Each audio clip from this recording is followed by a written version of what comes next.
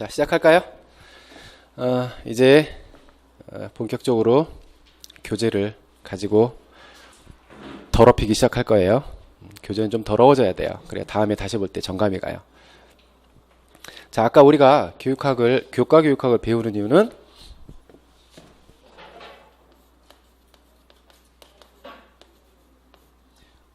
어떻게 가르칠 것이냐에 대한 문제라 그랬잖아요. 그죠? 어떻게? 잘. 얘를 좀 더 이렇게 있어 보이게 표현하면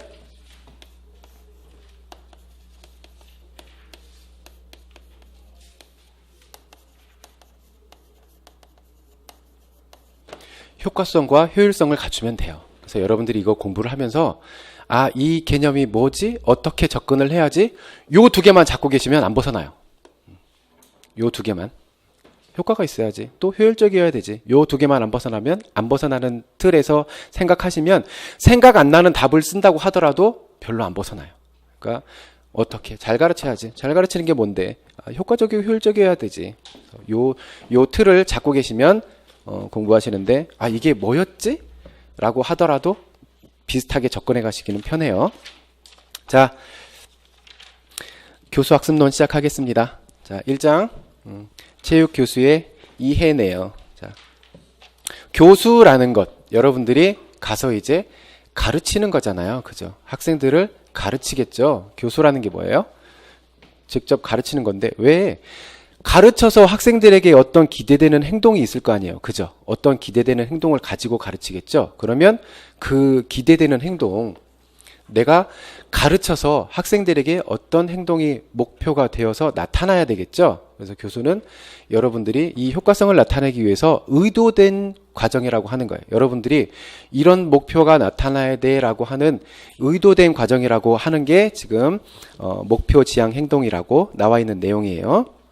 세 번째 줄에 보시면 교수는 교육과정을 성취하기 위한 목표 지향적 활동이다. 아주 간단해요. 그래서 말씀드렸지만 처음에는 심각하게 들어가지 않아요. 아주 간단한 내용으로 할게요. 두 번째, 목표의 유형. 목표, 이제 여러분들이 아까 보셨던 교수학습 과정안 작성하실 거죠? 그죠? 교수학습 과정안을 작성해놓고 보면 제일 먼저 뭐를 보냐면 틀을 봐요. 프레임을 보죠. 얘가 이제 큰 틀을 봐요. 이제 어디에서 어떤 대상을 가지고 누가 몇 차 시에 수업을 어떻게 한다. 그 다음에 시간이 맞게 배분이 되어 있는지 큰 틀을 본 다음에 그 다음에 제일 먼저 보는 게 요거예요. 학습 목표. 과정안에 나와 있는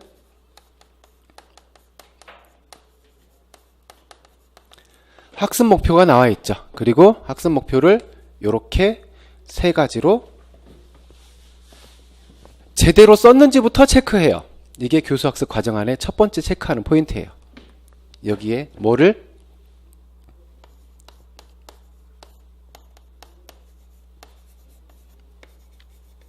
우리 체육과에서는 인지적인 영역, 심동적인 영역, 정의적인 영역 이렇게 해서 세 줄로 학습 목표를 이렇게 명시를 해줘요. 그래서 학습 목표 명시한 것만 봐도 이 교수학습 과정안이 어떻게 짜여졌겠구나라는 것이 눈에 보이죠. 왜? 목표잖아요. 지금 이걸 하기 위해서 이 과정안을 다 만들어 놓은 건데 이 목표가 어떠한지를 따져보면 그 과정이 대충 눈에 보여요. 그래서 여러분들이 이제 그 신규로 내년에 발령을 받으시면 수업 발표를 해야 돼요. 수업 발표를 해요. 그러면 장학사가 와서 그 수업 발표하는 과정을 보고 여러분들을 지도를 해주죠. 장학을 해주죠. 이 사람이 어떤 부분이 부족하구나, 어떤 부분에서 장점을 보이는구나, 이것을 분석을 해줘요. 와서 여러분들이 실제 수업을 할 때 와서 볼 수 있는 사람들은 여러분들이 속하고 있는 그 교육지원청 산하에 있는 모든 교사는 누구나 다 볼 수 있어요. 그 시간에 자기 거 해야 되니까 안 가는 거지. 그래서 이렇게 과정안을 제출하고 이렇게 보면 요거부터 이제 체크하게 되죠. 그래서 인지적인 영역에서 학습 목표 진술을 어떻게 했느냐, 이따가 뒤에 나올 거지만 학습 목표 진술을 어떻게 해놨느냐부터 가지고 따져요. 학습 목표 진술을 이따 뒤에서 할 건데 먼저 얘기할게요. 관점은 학습 목표를 진술하는 관점은 교사가 관점이 아니라 학생이 관점이 되어야 돼요.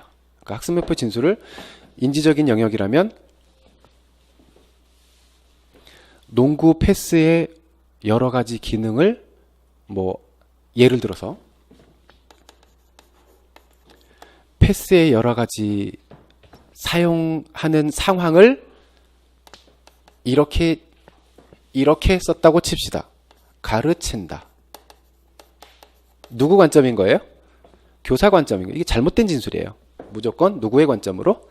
학습자의 관점으로. 그래서 얘가 이걸 배워서 가는 목표니까 패스의 사용 시기를 이렇게 썼다고 칩시다. 알 수 있다. 패스의 사용 시기를 알 수 있다. 학습자 관점이죠. 이 목표는 어떤 패스를 어떤 상황에서 사용해야 되는지 알 수 있대요. 그러면 여러분들이 수업을 했어. 학습자들이 패스의 사용 시기를 알고 있는지 모르고 있는지 뭘로 테스트할 거예요? 알 수 있어요? 제 눈빛 보면 알 수 있어요? 제가 알고 있는지 모르고 있는지. 그래서 얘는 구체성이 떨어진 진술이에요. 더 구체적으로 진술해 줘야죠. 얘는 구체성이 떨어져요. 얘의 구체성을 높여주려면 어떻게 해줘야 돼요? 가시적인 목표를 설명을 해줘야 돼요.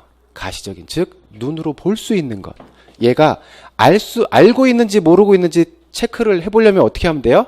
물어보면 되잖아요. 그죠? 그래서 이 진술보다는 설명할 수 있다.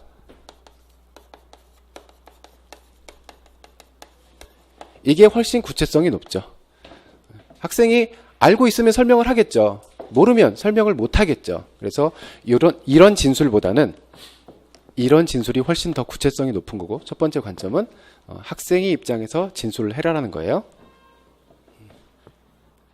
그래서 다시 교재로 올게요. 목표 유형은 심동적 목표, 인지적 목표, 정의적 목표, 이렇게 세 가지로 구분이 되고 있죠. 심동적인 목표는 체력과 관련된 거예요. 뛰기, 달리기, 기술과 관련된 부분, 이게 심동적인 영역이고요. 그 다음에 인지적인 영역은요, 지식과 관련된 부분이죠. 아는지 모르는지, 지적인 사고와 관련된 거고요. 정의적 목표는 감정, 태도, 가치, 사회적 행동 등과 관련된 교육적 결과이다. 자, 요거 한번 생각해 보시죠. 정의적인 목표, 이 부분도 분명히 평가를 해야 되죠. 그죠? 여러분들 학교 다닐 때 생각해 보세요. 정의적인 영역에 대해서 평가 받아봤죠? 체육 시간에 평가 받았죠? 기억 안 나요? 체육복 안 입고 오면 감점 안 했어요? 했죠? 정의적인 영역. 자, 저도 생각하지 못했던 부분이에요. 당연히 체육복 안 입고 오면 감점이지. 그렇게 생각하고 이렇게 감점을 하면서 이렇게 수업을 하고 있는데, 같이 근무하던 부장님이 그러시더라고요. 한번 우리가 고민을 해보자. 그러더라고요. 뭔데? 그랬더니 과연 체육복을 안 입고 왔다고 해서 태도 점수를 감점을 하는 것이 타당한지 한번 고민해보자. 그러더라고요. 그래서 체육복을 안 입고 오면, 교복을 입고 와서 애가 운동을 하면 땀 실컷 흘린 다음에 교실에 가서 다음 수업에도 지장을 미치는 거고, 또 체육 수업에 대한 준비도 안 돼 있는 것을 이야기하는 거니까 당연히 감점을 해야 되지 않습니까? 그러면 교복 위에 체육복을 껴입고 오는 애들은 어쩔 건데. 그래서 하다 보면 그런 놈들은 땀을 나게 해야 되죠. 땀 나면 어떡하는데? 벗죠. 그럼 결국에는 처음에 안 입고 온 놈이나 와서 벗은 놈이나 무슨 차이가 있는데? 그리고 한 학기 내내 체육복을 몇 번 안 입고 와서 태도 점수가 반토막 난 애랑, 체육복을 꾸준히 입고 와서 태도 점수 아직 만점을 가지고 있는 애랑 비교해 봤을 때, 체육복을 안 입고 와서 태도 점수가 반토막 난 애는 정말 열심히 참여하고 적극적으로 수업을 하고 운동 기능과 관계없이 주변의 친구들 도와주고 서로 배려하는 모습, 정말 바람직한 모습을 보이는 애는 태도 점수가 반토막이 나가 있고, 체육복을 잘 입고 온 애는, 체육복을 껴입고 오든 어쨌든 잘 입고 온 애는 늘 보면 적극적으로 하지도 않고 옆에 있는 친구들 방해하고 이런 모습을 보였어. 과연 이들의 태도를 평가하는 데 있어서 그게 타당한 평가냐 한번 고민을 해보자 하더라고요. 그래서 여러분들도 고민을 해보세요. 내년에 수업하러 가셔서 과연 태도 점수를 가지고 어떻게 반영을 해줄 것인지 한번 고민해 보세요. 그래서 그분이 제안했던 게 이거예요. 태도 점수가 영역별 100점이니까 100점 만점으로 해서 이제 저는 늘 이렇게 평가하잖아요. 100점에서 시작하죠. 그래서 체육복 안 입고 오면 한 번 안 입고 오면 뭐 95점 이렇게 점수를 까기 시작하잖아요. 그래서 한 번도 위반을 안 하면 체육 시간에 아무리 내가 적극적으로 하지 않고 뭘 안 하더라도 그냥 만점이잖아요. 그죠? 아까 이야기했듯이 한 번이라도 안 입고 오면 아무리 잘해도 95점밖에 못 맞잖아요. 그래서 그분 제안이 뭐였냐면 70점을 시작점으로 주자. 그래서 여기에서 본인이 아무 감점 사항에도 해당이 안 되고 상점 사항에도 해당이 안 되면 70점만 주자. 여기에서 바람직한 행동을 하게 해서 100점을 만들자. 이렇게 만들자. 예를 들어서 끝나고 기구 정리를 같이 해둔다든지 주변에 있는 친구들한테 도움을 준다든지 하면 그런 횟수가 보일 때마다 5점씩 플러스를 준다든지 이렇게 해서 100점을 하게 해야 애들이 적극적으로 활동을 하고 그거에 대한 타당성을 확보하지 않겠냐. 그런 얘기를 하더라고요. 그래서 실제로 이렇게 해보기도 했어요. 근데 애들이 이제 워낙에 요거에 익숙해져 있으니까 나중에 끝나고 저는 왜 70점이에요? 그러더라고요. 그래서 처음에 이러기로 했잖아. 처음에 이제 이러기로 했잖아라고 학기 초에 다 공지를 했음에도 불구하고 애들이 이제 까먹는 거죠. 시간이 지나면. 여러분들도 한번 고민을 해보세요. 정해진 영역의 평가 과연 어떻게 할 것인가. 그분이 이야기하지 않았으면 저도 쭉 그랬을 거예요. 아마 100점에서 안 입고 오면 뭐 몇 점 이렇게 했겠지. 근데 여튼 한번 고민을 해보세요. 두 번째, 실현 가능한 목표 수립. 실현 가능한. 자, 잠깐 교육학으로 갔다 올게요. 비고츠키란 분이 이분이 근접 발달 영역이라는 개념을 가지고 설명을 한 게 있어요. 근접 발달 영역.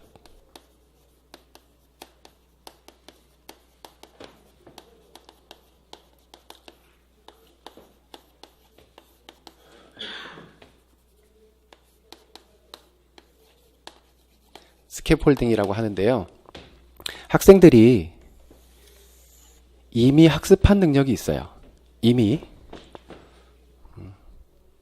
이게 이름이 실제적 발달 과정.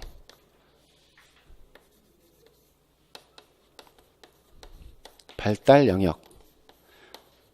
얘는 이미 학습된 거예요. 그래서 이 영역 안에 있는 것들은 스스로 혼자 해결이 다 가능하죠. 이거 학습된 거예요.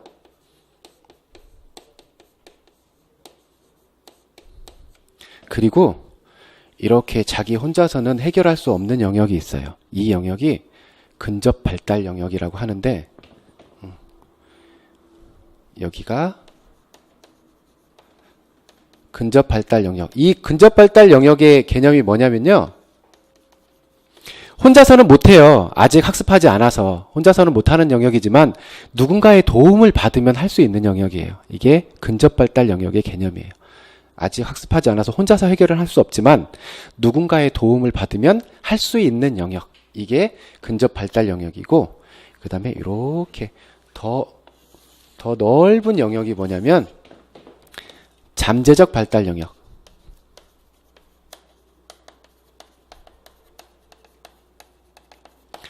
이 부분은 얘가 어떻게 못해요. 그래서 이렇게 이미 학습된 영역에서 근접 발달 영역의 과제를 해결하려면 누군가의 도움을 받아야 된다 그랬잖아요. 그 누군가는 교사이거나 유능한 또래.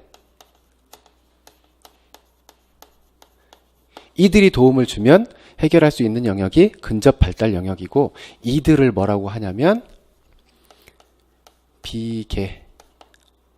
얘네요. 얘를 비계라고 해요. 근접 발달 영역에서 이렇게 도움을 주는 사람. 그래서 실현 가능한 목표를 설정을 하라고 하는 것은 여기 있는 목표를 갖다 주면 학생들이 할까요?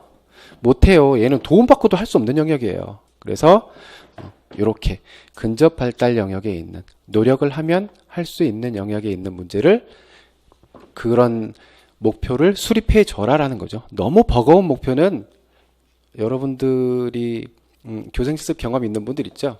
너무 어려우면요 안 해요. 못 해요. 그래서 이 실현 가능한 목표를 수립하라는 것, 이거 그냥 둘게요. 자, 다음 세 번째, 자, 실현 가능한 목표 수립, 거기 보죠.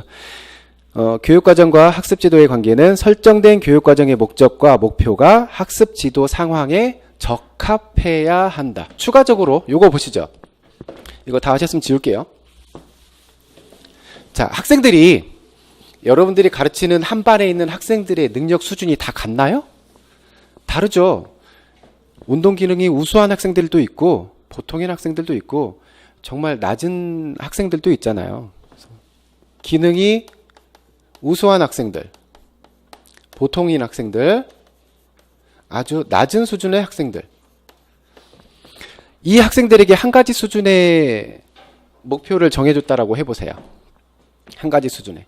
한 가지 수준이라 하면 얘한테 맞든 얘한테 맞든 얘한테 맞든 어느 한 가지 수준이면 한 군데밖에 안 맞춰줬겠죠. 얘한테 맞춰줬다고 생각해 보세요.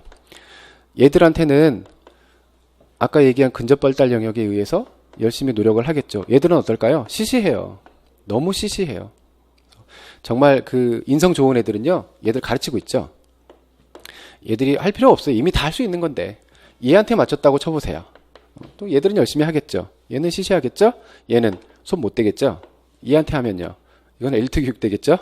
그래서 그 과제를, 여러분들이 이 과제, 목표를 정하고 과제를 제시해 줄 때 다양한 수준의 과제를 제시해 줄 필요가 있어요. 그래서 하나의 수업을 진행하면서도 과제 수준을 다르게, 얘네들을 배려하고도 얘네들까지도 다 배려할 수 있는 수준을 이렇게 과제를 구성할 때 그 모양을 갖추는 게 중요해요. 방금 얘기했듯이 애들이 나태해져 버리거나 아니면 두려워해 버리니까 도전을 못 하기 때문이죠. 그래서 그 다음에 배울 모스턴의 체육 수업 스타일에서 보면 스타일 하나를 꼬집어 보자면 포함식 스타일이 되죠. 뭘 포함해요? 여러 가지 난이도를 포함하고 있는 거예요. 그래서 대표적인 게 이거예요. 높이뛰기인데 줄을 이렇게 잡는 거죠. 그래서 기능이 높은 애들은 여기서 넘으면 되고, 낮은 애들은 여기로 넘으면 되고, 중간 애들은 여기서 넘으면 되고, 이렇게 하다 보니 조금 더 높은 데서 하고 싶은데 이렇게 자꾸 올라오면 되고. 그래서 이 과제 발달이라든지 과제 구분이라든지 수업 스타일이라든지 이런 것은 그 과목에서 다시 들어가요. 그래서 아까 말씀드렸듯이 개론과 같다라고 이야기하는 게 이거예요. 세 번째, 목표 달성을 위한 교수 학습. 목표 달성을 위한, 아까 그 목표 지향 행동이라는 것과 유사해지죠. 목표 달성을 위한 교수 학습. 과제를 세분화하는 거에 관련해서 또 하나만 얘기해 드릴까요? 링크에 과제 발달이 있어요. 메모해 두세요. 얘 단골 문제예요.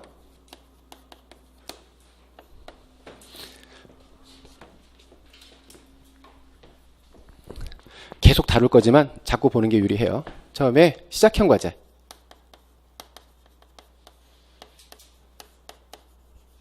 뭘까요? 최초 과제예요. 아까 농구를 목표로 삼았다면 뭐 다양한 패스의 방법을 실제로 해보는 거겠죠. 두 번째는 세련형 과제. 세련됐대요. 세련됐대요. 이게 글만 가지고 한번 추측해 볼까요? 세련됐대요. 어떤 사람을 세련됐다고 하죠?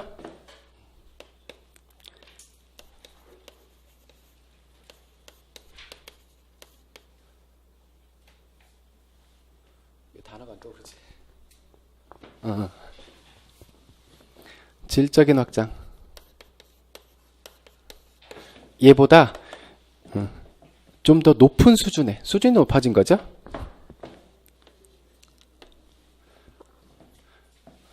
높은 수준의 과제예요. 세 번째는 확장형 과제.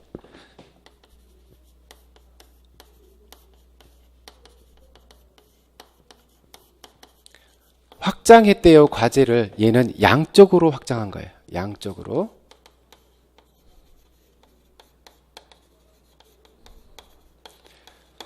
짝과 마주서서 시작형 과제가 짝과 마주서서 체스트 패스를 5회씩 하세요. 세련형 과제라면요. 체스트 패스 할 때 뭐 스냅을 어떻게 주라든지 어느 부위에서 던지라든지 이런 질적인 향상을 이야기하는 거고, 확장형 과제는요. 양적인 향상. 체스트 패스를 10회 해보세요. 양적인 향상이에요. 네 번째는 적용형.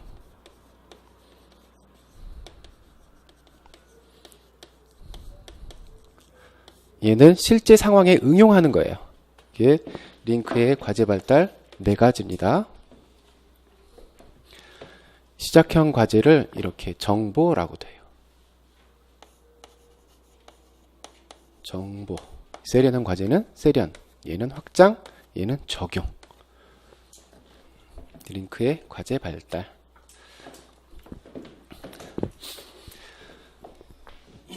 자, 19페이지 가운데로 오세요. 목표 달성을 위한 교수학습.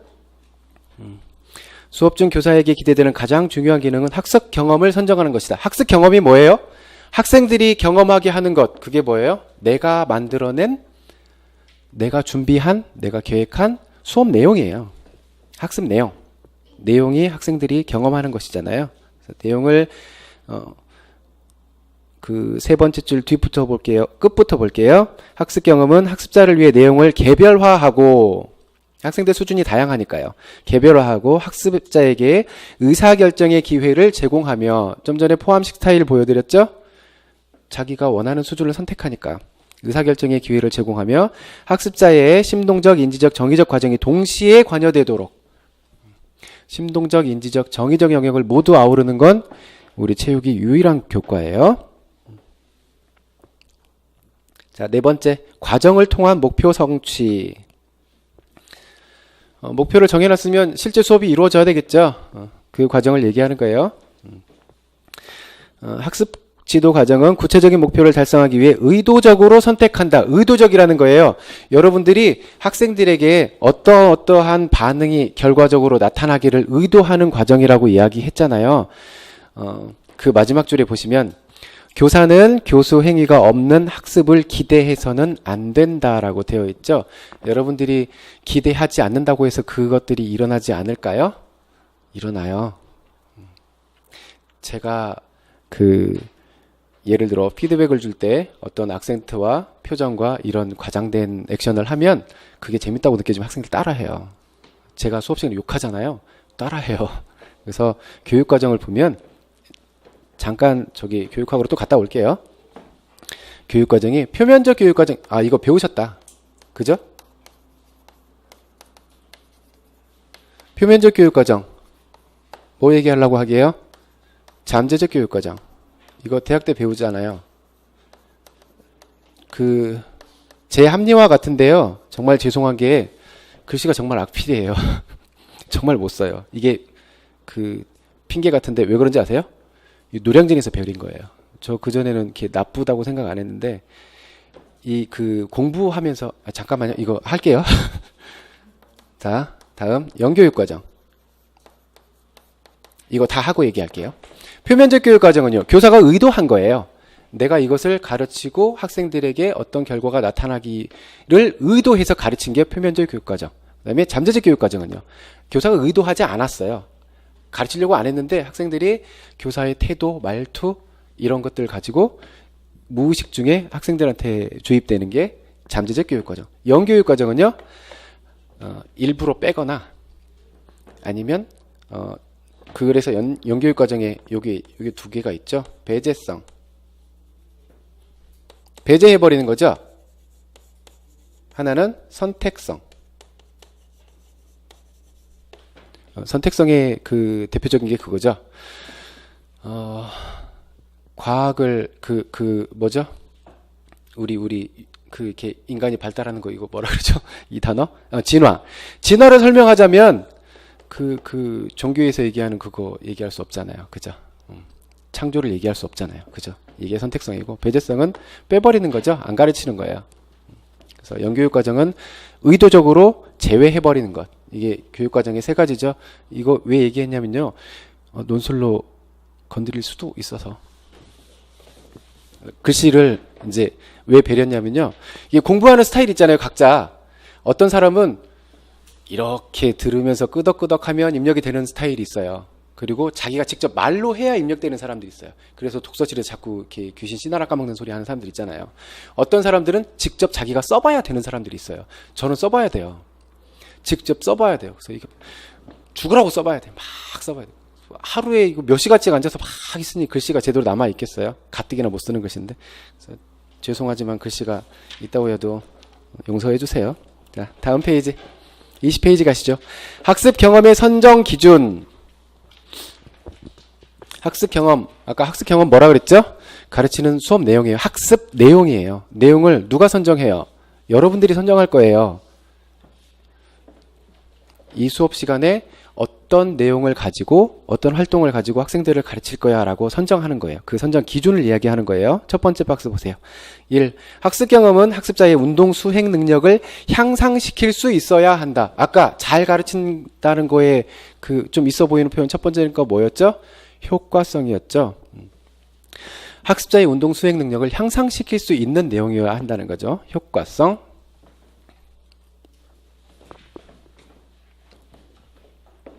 두 번째, 학습 경험은 학습자의 운동 능력을 고려해 최대한의 연습 시간을 제공할 수 있어야 한다. 최대한의 연습 시간.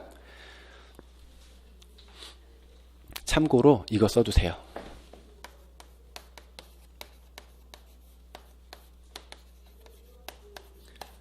깔때기 효과. 얘도 언젠가 시험 문제에 나올 수 있어요. 그냥 개념을 묻는 형태로 시험 문제에 나온 적은 있어요. 깔때기 효과.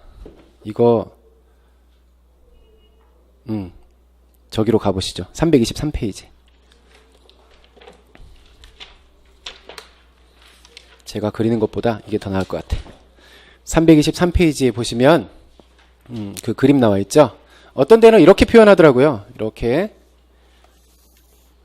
명시적인 학습 시간. 여기가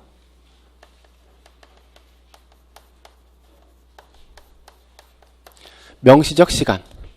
그 다음에 이렇게 해서 시간이 줄죠. 왜 줄어요? 이만큼은 관리하는 시간 때문에. 관리하는 시간 때문에 이렇게 시간이 줄죠. 또 운영하는 시간 때문에. 또 시간이 이렇게 줄죠. 이렇게 준비하고 정리하고 이런 것 때문에. 그래서 이걸 시간의 개념으로 써둘까요? 거기 책을 먼저 보시죠. 자, 제일 위쪽에 보세요. 명시적인 학습 시간, 학습이 가능한 시간. 이 시간이 언제예요? 종이 땡 치고 끝날 때까지예요. 이게 명시적인 학습 시간이에요. 체육 수업에 할당된 시간. 9시에 종 쳐서 9시 45분에 종 쳤네. 요게 45분이 명시적인 학습 시간이에요. 다음은 이제 관리 시간. 여기 관리 시간 이렇게 빠져나가죠. 관리 시간이 뭐예요? 땡 하면 학생들이 와 있고 내가 바로 수업 시작하나요? 아니죠. 학생들이 와야 되잖아요.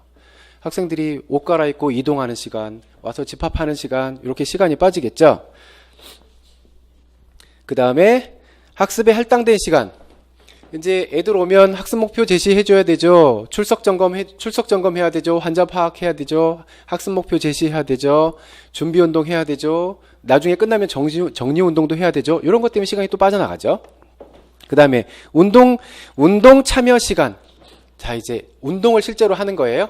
학생들이 과제와 관계없는 운동도 있죠. 뭐가 있어요? 준비 운동, 정리 운동. 얘는 과제와 관계 없잖아요.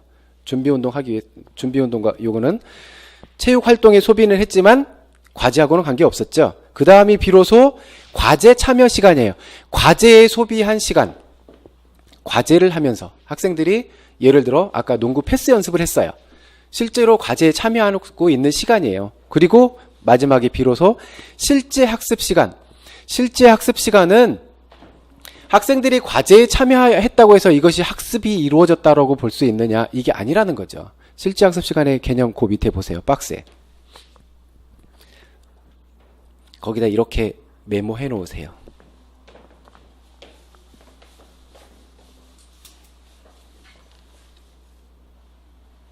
학생이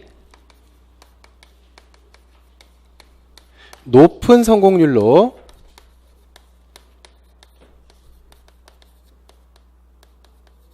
과제 학습에 참여한 시간,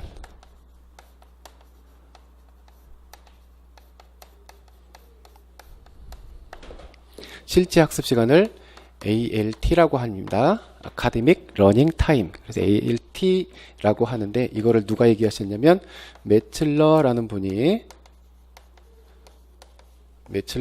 이렇게 정의를 내리셨어요. 학생이 높은 성공률로 과제 학습에 참여한 시간. 여기서 높은 성공률이라고 하면 80% 이상.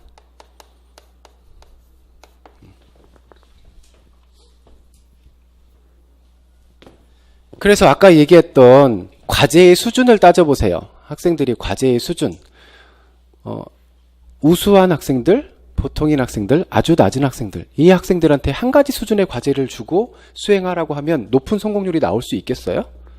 높은 성공률 나올 수 없어요. 실제 학습 시간은 굉장히 줄어들 수밖에 없어요. 그래서 이렇게 명시적인 학습 시간부터 실제 학습 시간까지 시간이 이렇게 점점 줄어드는, 깔때기처럼 이렇게 점점 줄어드는 이런 현상을 깔때기 효과라고 했어요. 그래서 여러분들이 왜 이걸 배우는 거예요? 깔때기 효과를 줄이기 위해서 하는 거예요.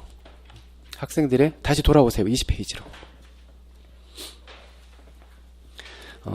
최대한의 연습 시간을 제공할 수 있어야겠죠.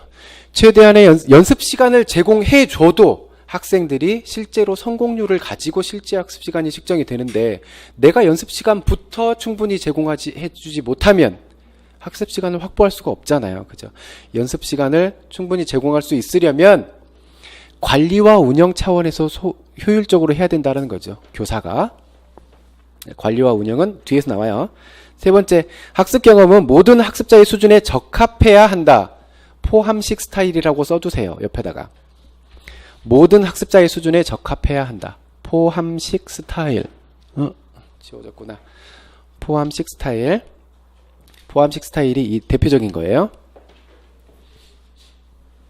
자, 그 밑에 보세요. 학생들은 학습 경험이 자신의 운동 능력에 적합할 때 최대한의 효과를 얻는다.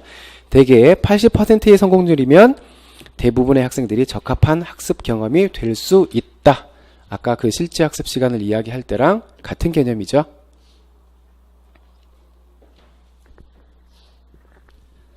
자, 네 번째, 학습 경험은 가능한 심동적, 인지적, 정의적 교육 목표를 통합해야 한다.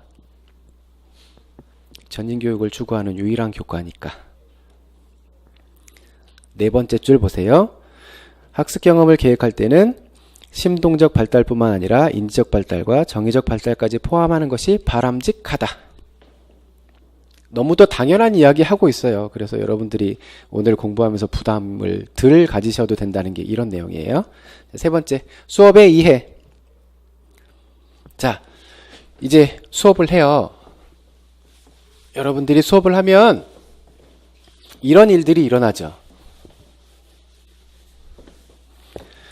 첫째, 학생들이 모이죠.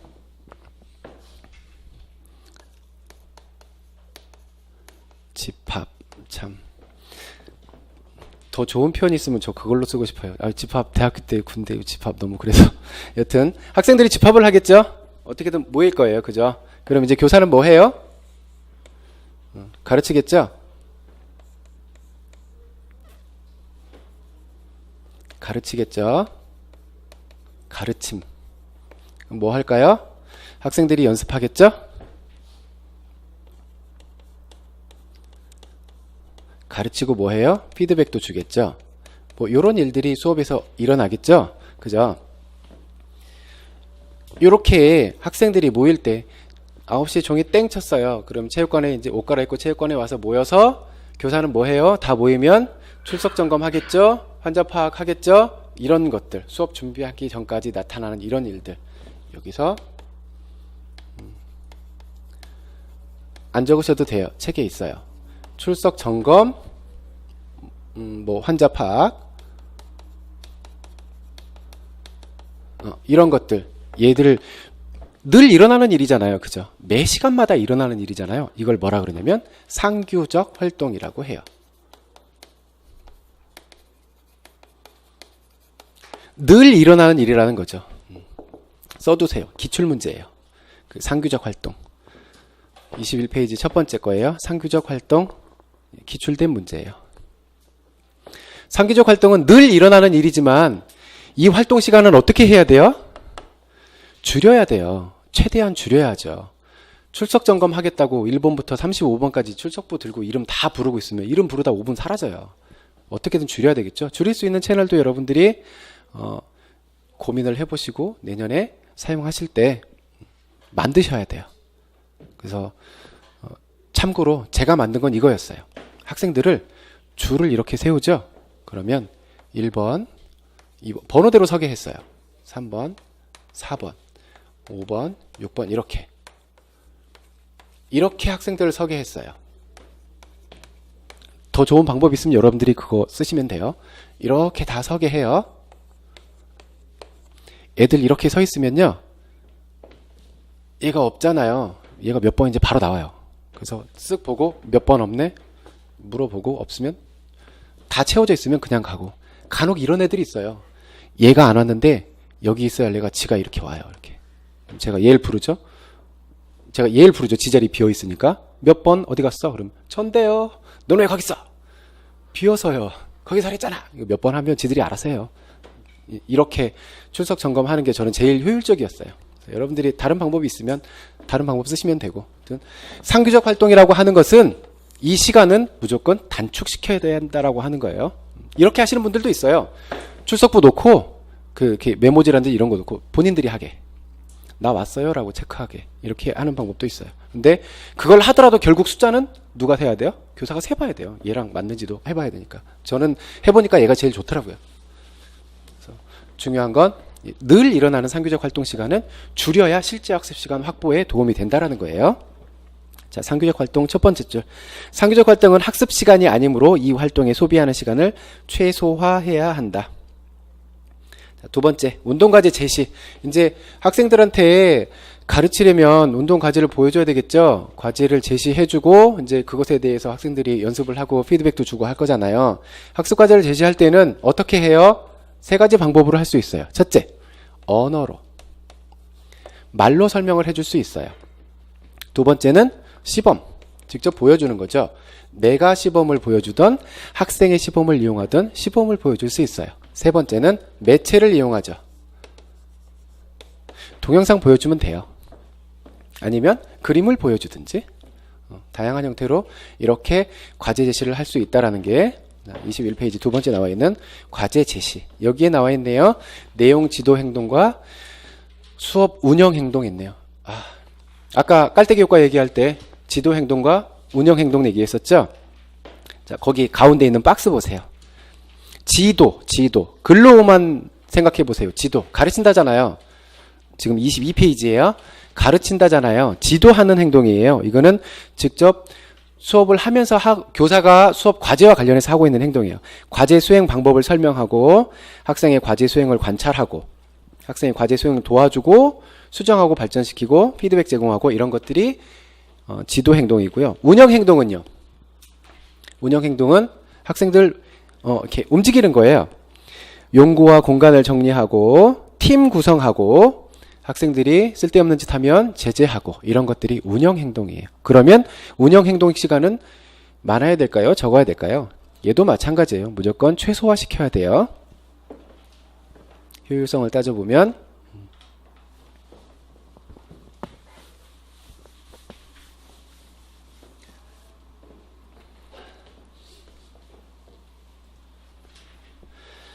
자, 교수 기능. 여러분들이 가서 수업을 하시려면 교수, 아이들을 가르칠 수 있는 어떤 기능들을 가지고 있어야 되겠죠. 그죠?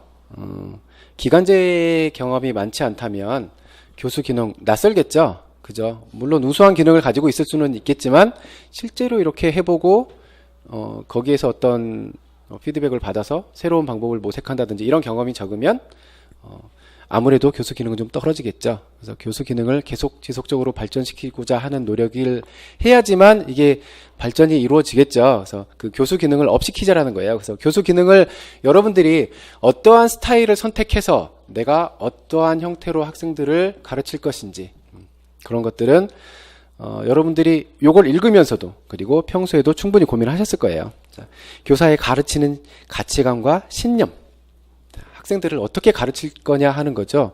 자, 이 신념의 두 가지, 가치관의 두 가지. 첫 번째는 행동주의적 입장. 행동주의가 뭔가요?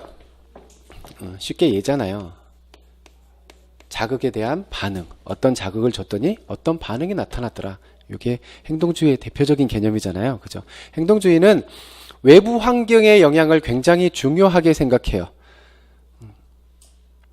학생이 어떤 반응을 보일 때 외부 환경의 영향.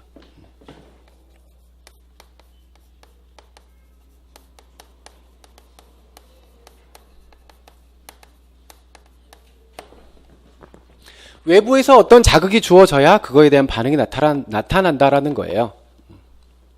두 번째는 인지주의죠.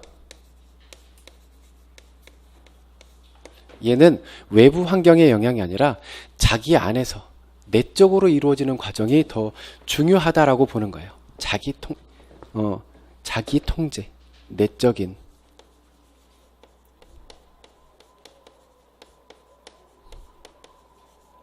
즉, 어떤 자극에 의해서 내가 반응을 나타나는 것이 아니라 내 스스로 내가 원해서 한다라는 거죠. 거기 이렇게 굳이 이거 안 쓰셔도 돼요. 23페이지 이렇게 나와 있는데 거기에 메모하시면 돼요.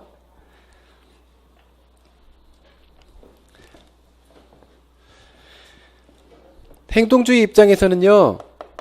학생들이 내가 이러한 자극을 주면 저러한 반응이 나타나라는 것을 가정으로 하고 있기 때문에 이분들은 학생들의 행동을 이렇게 목표된 행동을 이끌어내는 데 있어서 자극만 적절히 주어지면 올바른 반응이 나타난다라고 이야기를 해요. 그래서 이들이 올바른 반응을 나타나기 위해서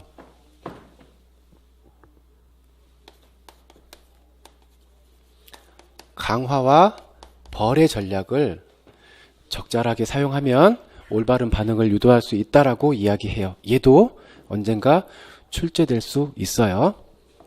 강화와 벌. 강화는요. 강화한대. 무슨 말이에요? 강화한대. 행동을 좀 옆에다 쓸게요.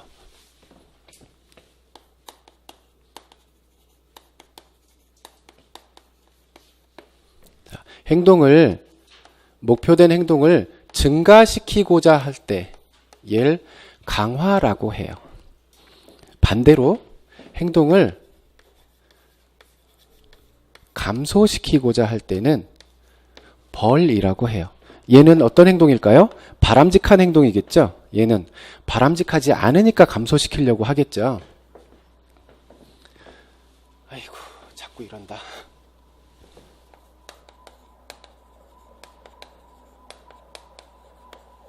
그래서 얘는 자,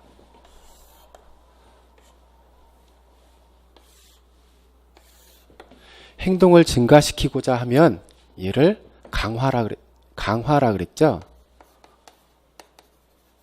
얘도 강화예요. 행동을 감소시키고자 하는 것은 애가 어떻게 해야지 바람직하지 않은 행동이 감소될까요? 벌을 줘야 되겠죠.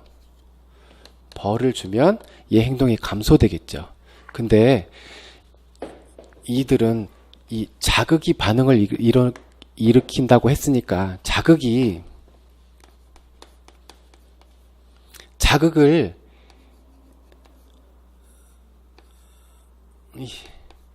왜 이러니?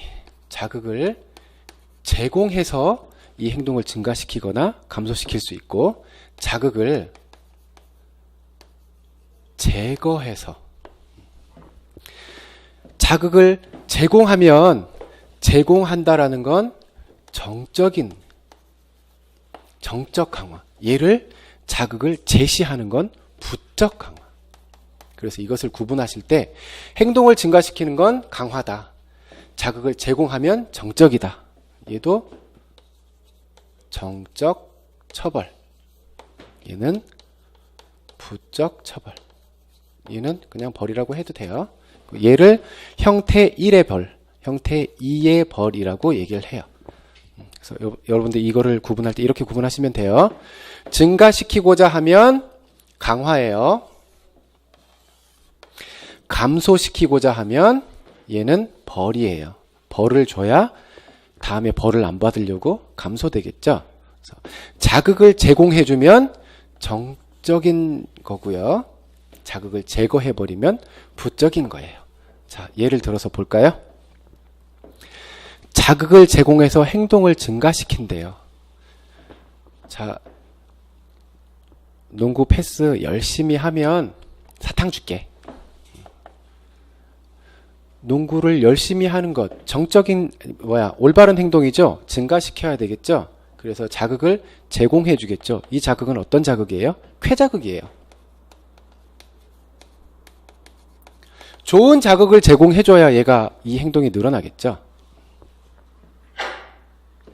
다음, 자극을 제거해서 행동을 증가시키는 거예요. 운동을, 이 자극은 제거해야 좋아한대요. 자극을 제거해줘야 얘가 좋아서 자꾸 한대요. 그럼 이 자극은 어떤 자극일까요? 자극이 없어져야 얘가 좋아해. 그럼 어떤 자극이에요? 얘는 불쾌한 자극이에요. 쾌자극을 없애버리면 얘가 좋아하겠어요? 불쾌한 자극을 없애줘야 얘가 좋아해서 그 행동이 자꾸 늘어나겠죠? 그래서 얘는 불쾌자극이에요. 예를 들자면 농구 패스 열심히 연습하면 화장실 청소 면제해줄게. 화장실 청소 불쾌자극이죠. 얘를 제거해버리면 열심히 하겠죠. 이렇게 구분하세요. 얘도 이렇게 써두세요. 나중에 헷갈릴 수도 있으니까. 저 글씨 못 쓰니까 안 쓸게요. 말로만 할게요. 자, 자극을 제공해서 행동을 감소시킨대요. 자극을 제공해서 행동을 감소시킨대요. 얘는 어떤 자극일까요? 불쾌자극이죠. 불쾌한 자극을 줘야 그걸 안 하겠죠. 그죠? 불쾌한 자극을 제공한대요. 거꾸로예요. 패스 연습 열심히 안 하면 화장실 청소 시킬 거야. 얘가 1 형태의 벌이에요. 정적 처벌. 표현하기 그렇지만 운동 안 하면 때리는 거예요. 두 번째, 부적 처벌 보세요. 자극을 없애버리면 그게 싫어서 행동이 감소된대요. 이건 어떤 자극일까요? 쾌자극이죠. 좋은 자극이 없어져 버리면 얘가 싫으니까 그 행동이 감소되겠죠. 그래서 얘는 뭐예요? 쾌자극을 제거해서 행동을 감소시키고자 하는 것. 쾌자극을 제거해버리는 거죠. 이미 가지고 있는 것을 뺏어가는 거예요. 운동 열심히 했으니까 화장실 청소 면제권을 가지고 있는데 너 안 하면 그 면제권 다시 회수해버릴 거야. 이런 거죠. 이렇게 구분해 주세요. 이게 행동주의에서 얘기하는 강화와 벌의 전략이에요. 강화와 벌의 구분. 이렇게 간단하게 물을 수 있어요.